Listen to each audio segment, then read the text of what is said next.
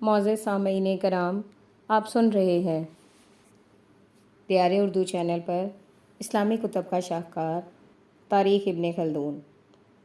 اگر آپ دیار اردو چینل پر نیو ہیں تو چینل کو سبسکرائب کرنا نہ بھولیے اور بیل آئیکن کو لازمی پریس کیجیے تاکہ آئندہ آنے والی تمام نئی اقساط آپ کو بر وقت موصول ہوتی رہیں۔ باب نمبر 26 اوس اور خزرج۔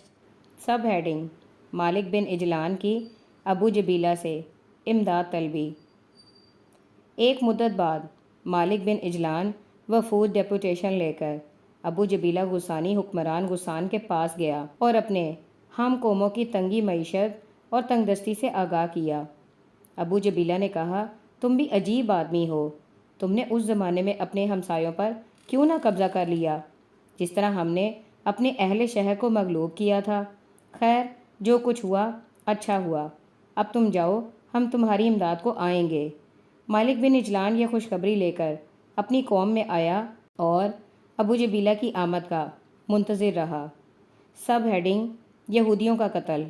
یہاں تک کہ ابو جبیلہ چند ازمودہ کار آدمیوں کو لے کر ذی حرز میں آ اترا اور اوس و خزرج کو اپنی آمد سے آگاہ کیا، اور اس خیال سے کہ مبادہ یہود اس کی آمد سے مطلع ہو کر قلعے میں پناہ گزین نہ ہو جائیں، اس نے مدینے کے باہر ایک حوض پر پرتکلف اور ایک خوشنما مکان بنوایا اور یہودیوں کی وہیں دعوت کی۔ جب یہود اس مکان میں داخل ہوئے تو انہیں چن چن کر قتل کر ڈالا، اور اس کے بعد اس نے اوس و خزرج سے متوجہ ہو کر کہا کہ ان یہودیوں کے قتل کے بعد بھی اگرچہ شہر پر قبضہ نہ کر لیا تو میں تم لوگوں کو جلا دوں گا۔ ابو جبیلہ یہ کہہ کر شام واپس آیا اور یہود اور مالک بن اجلان میں آتش عداوت بھڑک اٹھی۔ سب ہیڈنگ: روسائے یہود کا خاتمہ۔ کچھ روز بعد جب وہ اس واقعے کو بھول گئے تو مالک بن اجلان نے صلاح مشورے سے یہود کی دعوت کی۔ یہود نے دعوت میں آنے سے انکار کیا اور ابو جبیلہ کی غداری اور دھوکہ دینے کا عذر بیان کیا۔ مالک بن اجلان نے کہا کہ میں ابو جبیلہ کی طرح غدر اور کینہ ور نہیں ہوں، اور نہ میں اس طرح کی تمہارے ساتھ بدعہدی کر سکتا ہوں۔ یہود اس کے کہنے میں آ گئے۔ جب وہ لوگ مکان میں دعوت میں آنے لگے تو مالک نے ان میں سے 87 رئیسوں کو قتل کیا۔ کچھ لوگ جو باقی رہ گئے وہ کسی طرح سے اپنی جان بچا کر بھاگ گئے۔ اس واقعے کے بعد یہود نے جھلا کر مالک بن اجلان کی صورت اپنے کنائس، گرجوں اور بازاروں میں بنا لی اور اس پر لعنت و نفرین کرنے لگے۔ الغرض جب مالک نے ابو جبیلہ کے بقیہ السیف کو اس حیلے سے ختم کیا تو جو باقی رہ گئے وہ جان کے خوف سے دب گئے اور فتنہ پردازی سے جو اس سے پہلے کرتے تھے باز آئے اور اوس و خزرج کے قبیلوں سے امداد چاہتے اور ان کے زیر سایہ امن سے رہنے لگے۔ سب ہیڈنگ: اوس و خزرج۔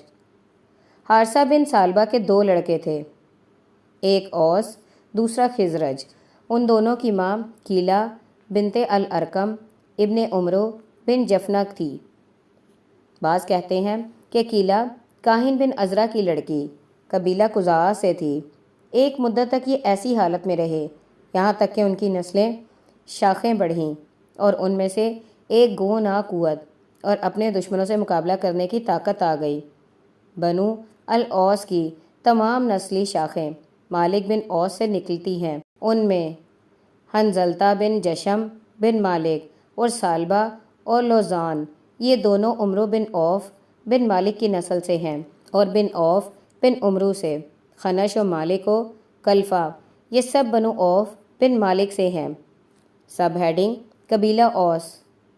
مالک بن عوف سے معاویہ و زید اور زید سے عبیدہ و زبیہ و امیہ و کلفہ بن عوف سے حجت بن کلف اور مالک بن الاوس ہی سے حارث و کعب پسران خزرج بن عمرو بن مالک اور کعب سے بنو ظفر اور حارث بن الخزرج سے حارثہ و جشم اور جشم سے بنو عبد الاشہل اور اسی مالک بن الاوس سے بنو سعید و بنو عامر۔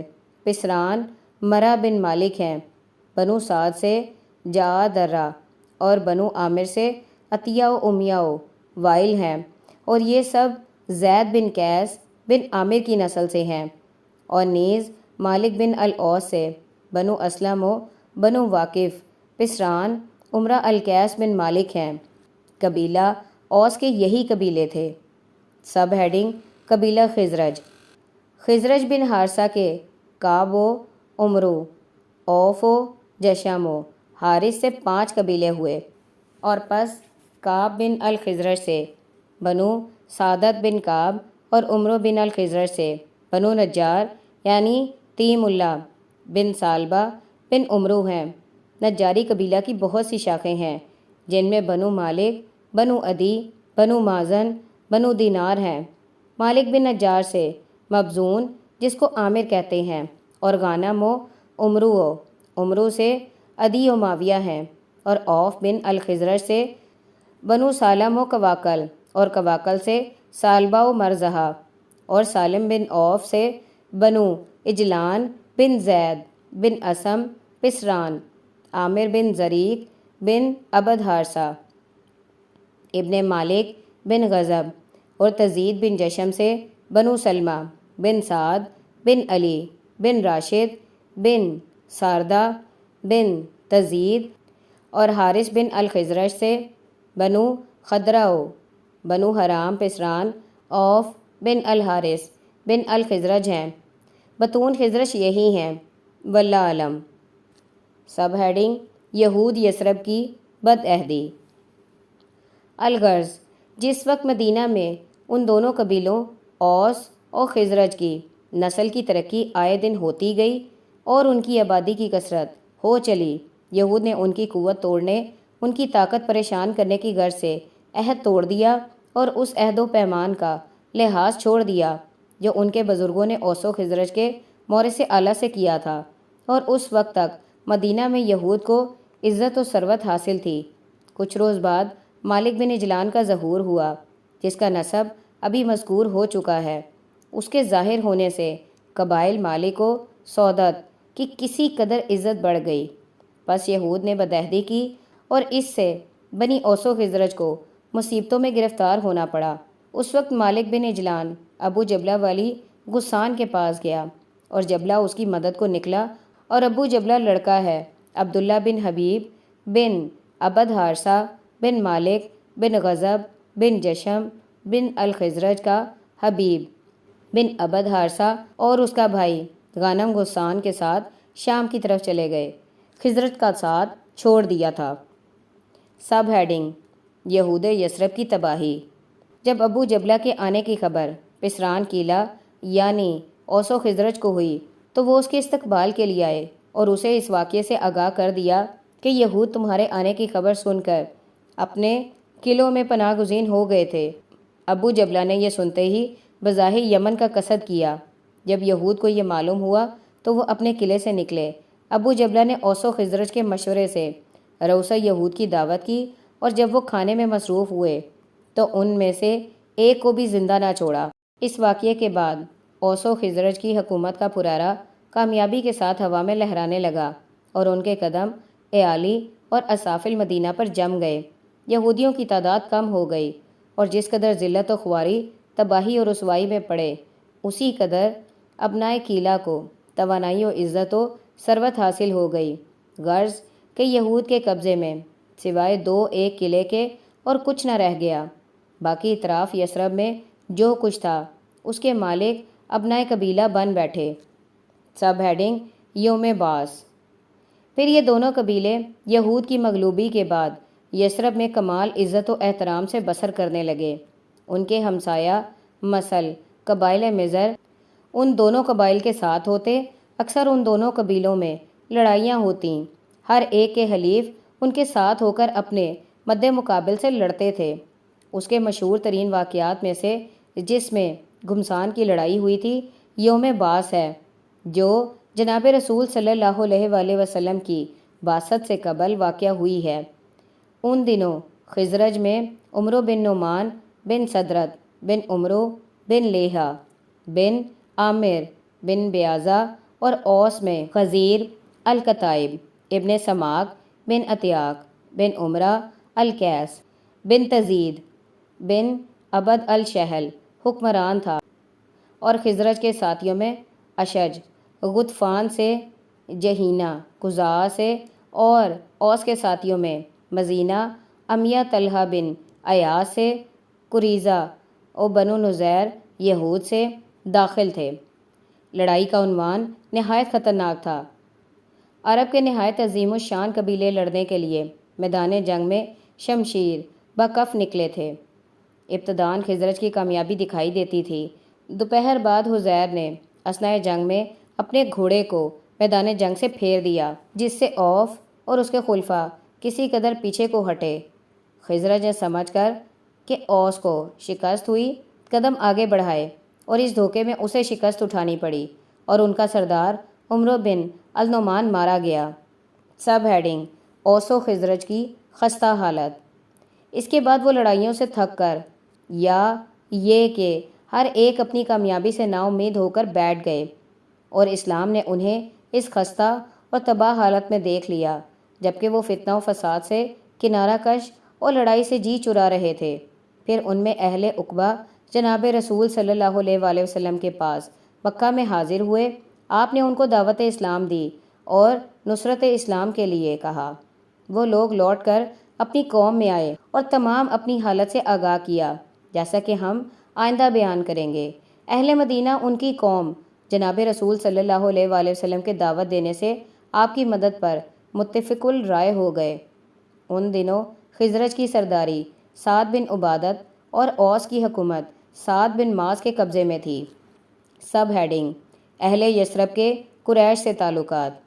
خلاصہ یہ ہے کہ جب ان کو جناب نبی صلی اللہ علیہ وآلہ وسلم کے مکہ میں مبعوث ہونے اور دین اسلام لانے اور اہل مکہ کے اعراض کرنے اور جھٹلانے اور تکلیف و ایذا دینے کے لیے حالات سے آگاہی ہوئی، چونکہ ان میں اور قریش میں بھائی چارہ اور مساہرت کا تعلق تھا، اس وجہ سے ابو قیس بن السلط کو بنی مرہ بن مالک بن الاوس سے روانہ کیا۔ اس نے اہل مکہ کی طرف ایک بڑا قصیدہ لکھ کر بھیج دیا، جس میں جناب رسول صلی اللہ علیہ وآلہ وسلم کی عزت و احترام کرنے اور انہیں آپ سے لڑنے سے ممانعت کرنے اور آپ کو ایذائیں نہ دینے کا ذکر تھا، اور اس میں اصحاب فیل کے ہاتھوں سے آپ کی بدولت بچنے کا بھی حال مذکور تھا۔ یہ قصیدہ 35 بتیوں کا تھا۔ ابن اسحاق نے اسے کتاب الاسیر میں تحریر کیا تھا۔ سب ہیڈنگ: بنو خزرج کی دعوت اسلام۔ پھر جب کہ جناب رسول صلی اللہ علیہ وآلہ وسلم اپنی قوم کے ایمان لانے سے نا امید ہوئے، اس وقت آپ وفود عرب اور حجاج عرب کو ایام موسم میں دین اسلام اور اس کی نصرت کی دعوت دینے لگے۔ قریش کو بھی یہ گوارا نہ ہوا اور انہوں نے آپ کو تبلیغ احکام الہی سے روکنا شروع کیا، اور یہ مشہور کرنے لگے کہ عیاذاً باللہ آپ کو جنون ہو گیا ہے۔ لیکن آپ بحکم الہی دین اسلام کی دعوت دیتے رہے۔ چنانچہ ایک موسم حج میں عقبہ کے قریب بنو خزرج کے 6 جوانوں سے ملاقات ہوئی۔ ان میں سے بنو نجار بنو خانم بن مالک سے، یعنی اسد بن زراقہ بن عدی بن عبید اللہ بن سالبہ بن غانم، اور اوف بن رفاعہ بن سواد بن مالک بن غانم، اور بنو زریق بن عامر سے رافع بن مالک بن اجلان بن عمرو بن عامر بن زریق، اور بنو خانم بن کعب بن سلمہ بن سعد بن عبداللہ بن عمرو بن الحرس بن سالبہ بن الحرس بن حرام بن کعب بن غانم سے کعب بن رباب بن غانم، اور قطبہ بن عامر بن حدیدہ بن عمرو بن غانم بن سواد بن غانم بنو سلمہ سے، اور عقبہ بن عامر بن نابی بن زید بنو حرام بن کعب غانم بنو عبیدہ سے تھے۔ آپ نے ان لوگوں سے دریافت فرمایا، تم لوگ کون ہو؟ ان لوگوں نے جواب دیا کہ ہم لوگ بنو خزرج ہیں۔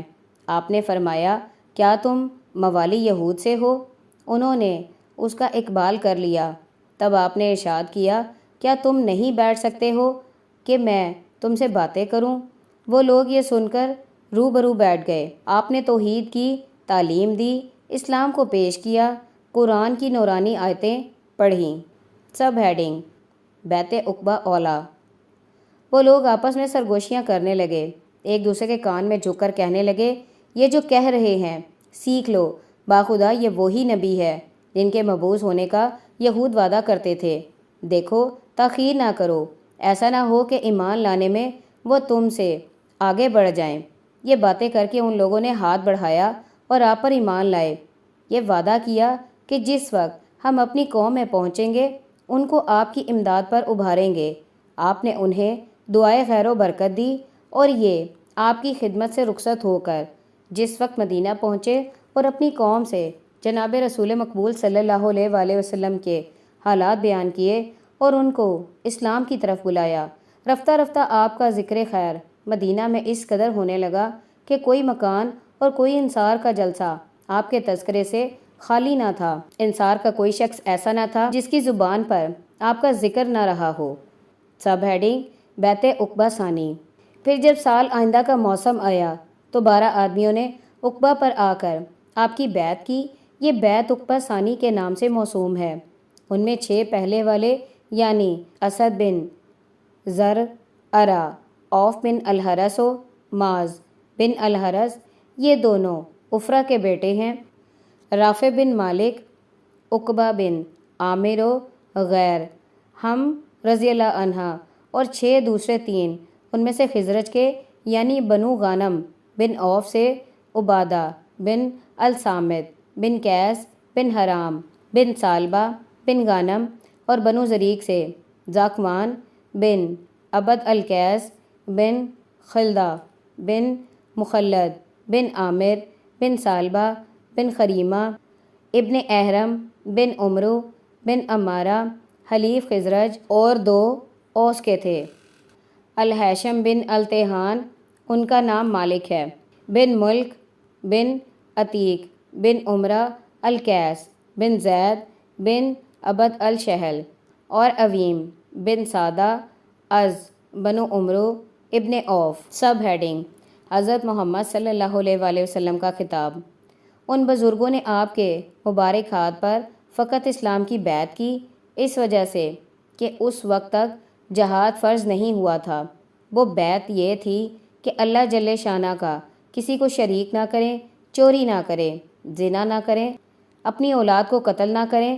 بیعت لینے کے بعد رسول اللہ صلی اللہ علیہ وآلہ وسلم نے ان سے مخاطب ہو کر فرمایا، پس اگر تم نے اس عہد کو پورا کیا تو تمہارے لیے جنت ہے، اور اگر ان میں سے تم کسی کے مرتکب ہو گئے اور باعوض اس کے دنیا میں تم پر حد جاری کی گئی تو وہ اس گناہ کا کفارہ ہوگا، اور اگر وہ گناہ دنیا میں پوشیدہ رہ گیا تو تمہارا معاملہ اللہ تعالیٰ کے ساتھ ہے۔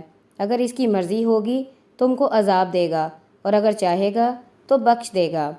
سب ہیڈنگ: یثرب میں اشاعت اسلام۔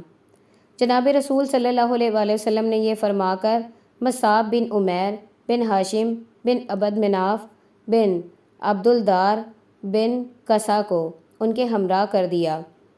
یہ انہیں قرآن پڑھاتے اور دین اسلام کی تعلیم دیتے اور نماز پڑھاتے۔ اسد بن زرارہ کے مکان پر رہتے تھے۔ رفتہ رفتہ بنو خزرج میں اسلام کا اس قدر چرچا ہو گیا کہ تھوڑی مدت میں مدینہ کے 40 آدمی مشرف با اسلام ہو گئے۔ اس کے بعد اوس کے قبیلے سے سعد بن معاذ بن نعمان بن عمر القیس بن زید بن عبد الشہل اور ان کے چچا کے لڑکے اسید بن حضیر الکتائب ایمان لائے۔ یہ دونوں بنو عبد الشہل کے سردار تھے۔ پھر ان دونوں بزرگوں کے ایمان لانے کے بعد اوس کے قبیلے میں اسلام نہایت تیزی سے پھیلنے لگا۔ تقریباً ابنائے قبیلہ میں کوئی ایسا مکان نہ تھا جس میں 2 شخص خواہ مرد ہو یا عورت مسلمان نہ رہے ہوں، سوائے بنو امیہ بن زید و ختمہ روائل و واقف کے کہ انہوں نے ابو قیس بن الاسلط کی رائے سے اتفاق کیا، یہاں تک کہ ابتدائے اسلام کا زمانہ گزر گیا۔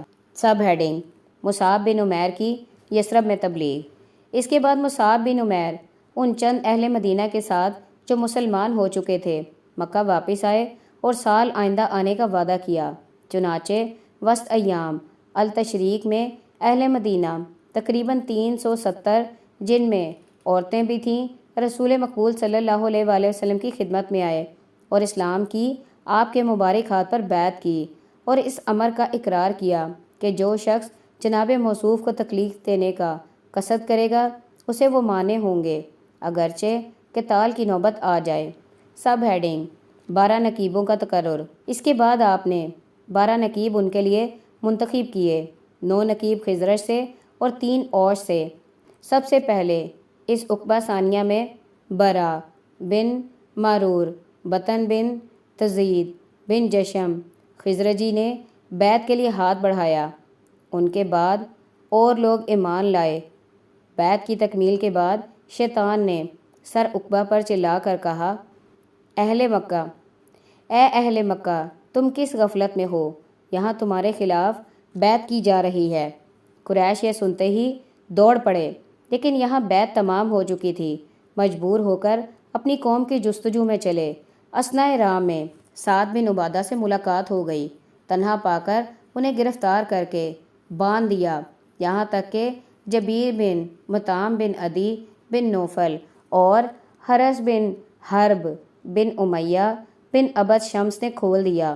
اس وجہ سے ان دونوں سے اور سعد بن عبادہ سے پہلے کے تعلقات تھے۔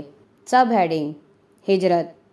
پھر جب مسلمان مدینہ واپس آئے اور اپنے اسلام کو ظاہر کیا تب اس کے بعد بیعت حرب ہوئی، جبکہ جناب رسول صلی اللہ علیہ وآلہ وسلم کو جہاد کا حکم دیا گیا۔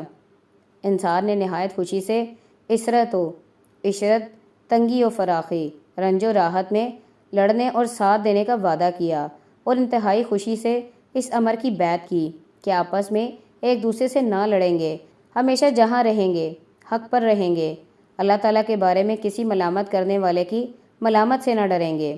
پس جب بیعت عقبہ تمام ہوئی اور اللہ جل شانہ نے اپنے نبی کو جہاد کا حکم دیا تو ان لوگوں کو جو مکہ میں مشرکین کے ہاتھوں تکلیفیں اٹھاتے تھے یہ حکم دیا کہ وہ مکہ کو چھوڑ کر مدینہ میں اپنے بھائی انصار سے جا ملے۔ سب ہیڈنگ مہاجرین کے اسماء گرامی۔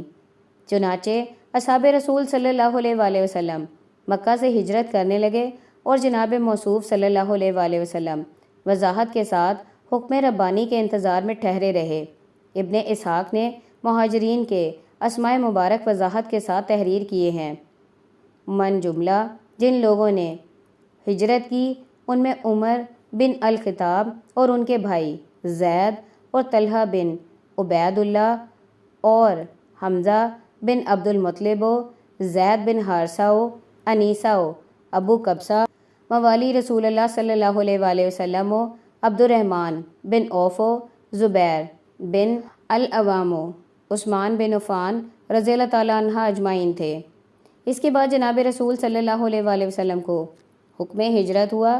آپ نے ابو بکر کو اپنے ہمراہ لیا اور اپنی خوابگاہ میں علی کرم اللہ وجہہ کو سلا کر مدینہ کو روانہ ہوئے۔ جس وقت آپ مدینہ میں رونق افروز ہوئے، بنو الاوس میں کلثوم بن مطعم بن عمرہ الکیس بن الحرز ابن زید بن مالک بن عوف کے مکان پر فروکش ہوئے۔ ان دنوں خزرج کی سرداری عبداللہ بن ابی سلول کے قبضے میں تھی۔